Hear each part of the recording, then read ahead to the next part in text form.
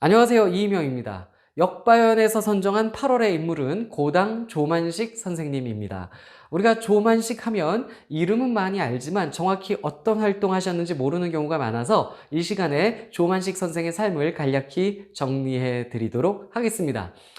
조만식 선생은 1883년 평남 강서군에서 출생하셨어요. 근데 7살 때부터 15살 때까지는 서당 교육을 받으셨습니다. 서당에서 한문 교육을 하셨고 15살 때부터는 평양에서 장사를 하기 시작하는데 20살쯤 돼서는 돈도 제법 버셨었어요. 그런데 그때 술과 담배에 심취하셨습니다. 그래서 소비도 많이 이쪽으로 하셨다라고 하는데, 그런데 23살 될 때에 평양 숭실중학교에 입학을 하시고 거기서 기독교를 접하게 되고 기독교 신자가 되십니다. 이때 술, 담배 끊으십니다. 그리고 24살 되던 해에는 일본으로 유학을 갑니다. 처음에 일본에 가서는 일본 세이소쿠 영어 학교에 들어가서 영어 공부를 하셨고 1910년 28살 되던 해에는 메이지 대학교 법학부에 입학을 하셨어요. 그리고 귀국을 하셔서 1913년부터는 남강 이승훈 선생님이 설립했던 오산학교의 교사로서 활동을 하고요. 그리고 2년 후인 1915년 33살 나이에 오산학교 교장 선생님이 됩니다. 그러다가 1919년이 됩니다. 그때 조만식 선생의 나이는 37살이었는데 3월 1일 3.1 운동이 일어나죠.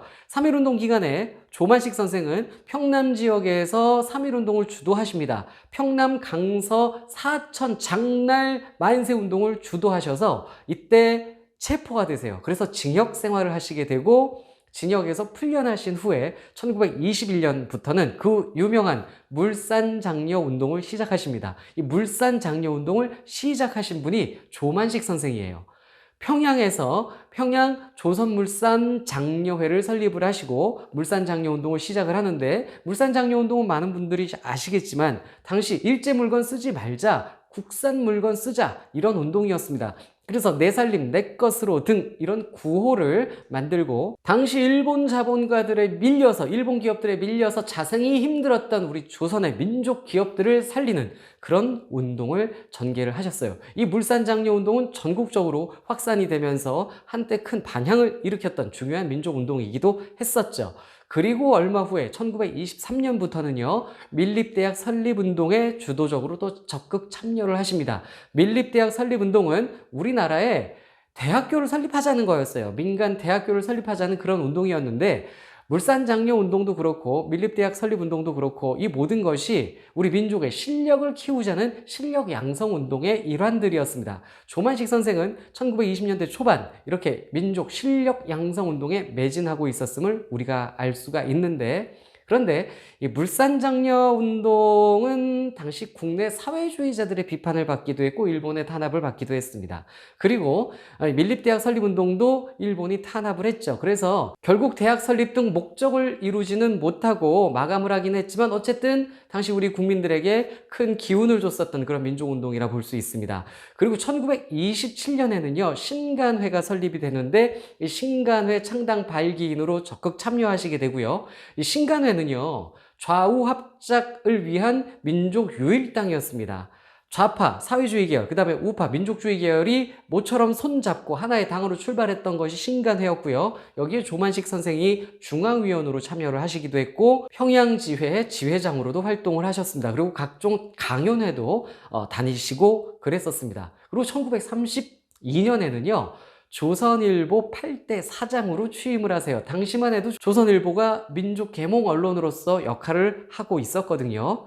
그리고 37년에는요 수양동우회 사건으로 또 체포가 되십니다. 수양동우회라는 것은요 우리 민족운동하는 지식인들이 사회운동, 교육운동, 계몽운동 하기 위해서 만든 그런 조직이었어요. 근데 이것을 일본이 탄압을 하면서 우리나라의 많은 지식인들이 체포가 되는데, 이때 조만식 선생도 체포가 됐다가 풀려나기는 하십니다. 이런 다양한 활동을 하셨어요. 제가 지금 연도별로 말씀드린 것 외에도 기독교인이었기 때문에 기독교계 민족운동에 앞장서셨었습니다. 그래서 YMCA 총무 역할도 하셨고, 그 다음에 국내에서 자금을 모아서 임시정부의 군자금을 조달하고 활동자금을 조달하는 그러한 역할도 하셨습니다. 그리고 1945년 광복을 맞이하게 됩니다. 광복이 될 때 조만식 선생은 북쪽에 있었습니다. 평양에서 주로 활동을 하고 있었는데 광복을 맞이하게 된 거예요. 광복이 되자마자 우리나라에서는 여운형이 중심이 되어 조선건국준비위원회가 만들어집니다.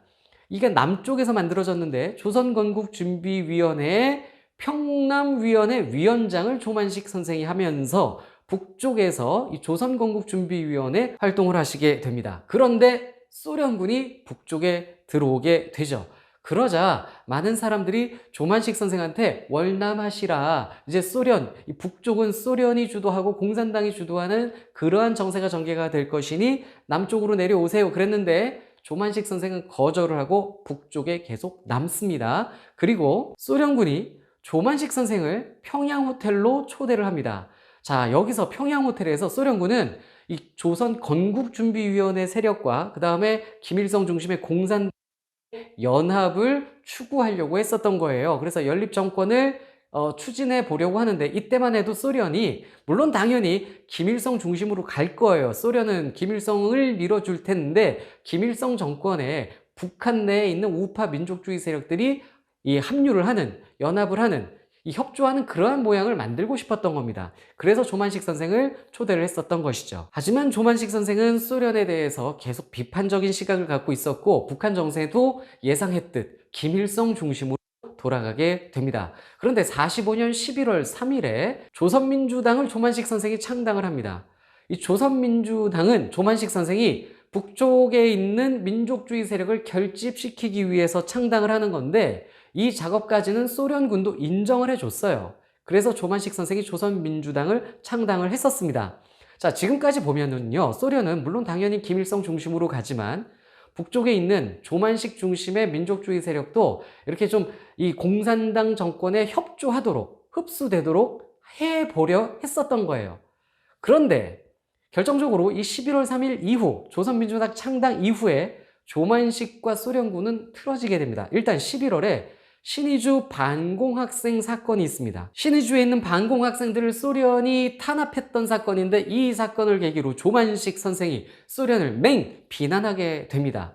이때부터 소련과 조만식이 틀어졌는데, 그리고 그 다음 달인 45년 12월에 모스크바 3국 외상회의가 있었습니다. 모스크바 3국 외상회의에서 최대 5년의 신탁통치, 이런 것들이 결정이 됐었죠.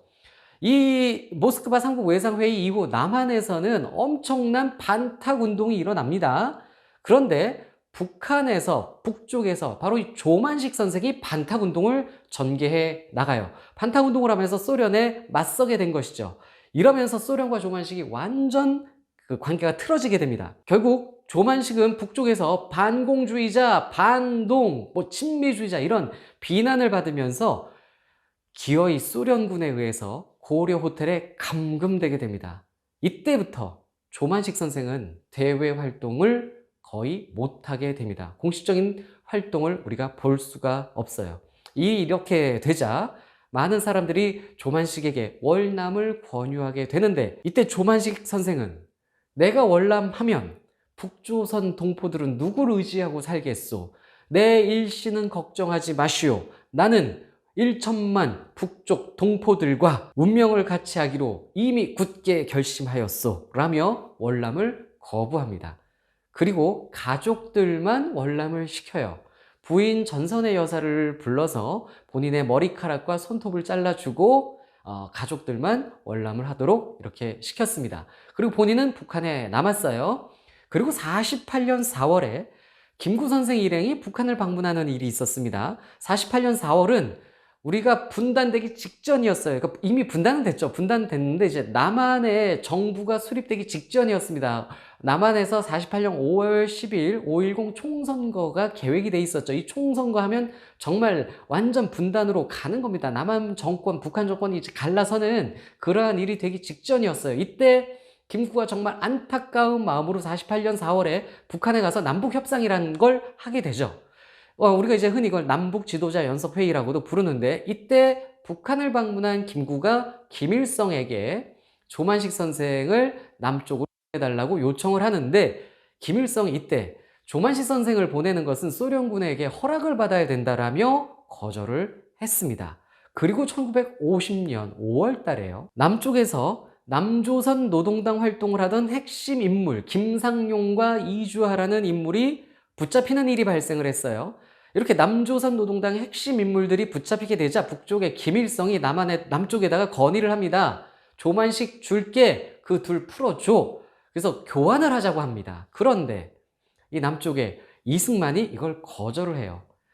조만식이라는 인물이 남쪽에 오는 것이 이승만은 껄끄러웠습니다. 조만식이 워낙 인지도와 인망과 그 다음에 선호도가 높았기 때문에 이승만에겐 조만식의 남한 진출이 그렇게 달갑지 않았었던 것 같습니다. 거절을 했고요. 결국 조만식 선생은 계속 북한에 있었는데, 그리고 6.25 전쟁이 터졌죠. 결국 전해지기로는 6.25 전쟁 기간 또는 6.25 전쟁 직후에 북한에 의해서 조만식 선생이 죽음을 당했다, 이렇게 알려져 있기도 한데, 그런데 북한 주장은 뭐냐면요, 6.25 전쟁 중 미군의 폭격에 의해서 조만식 선생이 사망했다, 이렇게 발표를 했습니다. 그래서 사실 시신도 어디 있는지 모른다, 이게 북한의 주장입니다.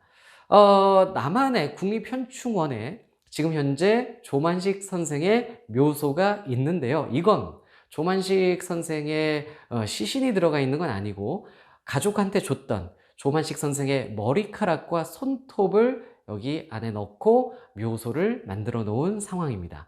자, 이번 시간에 이렇게 일제시대 내내 민족운동을 위해서 노력하셨고, 광복 이후에는 북한에 남아서 북한의 최후의 민족주의자로서 김일성의 독주를 막아보려 했었던 고당 조만식 선생의 삶을 살펴봤습니다.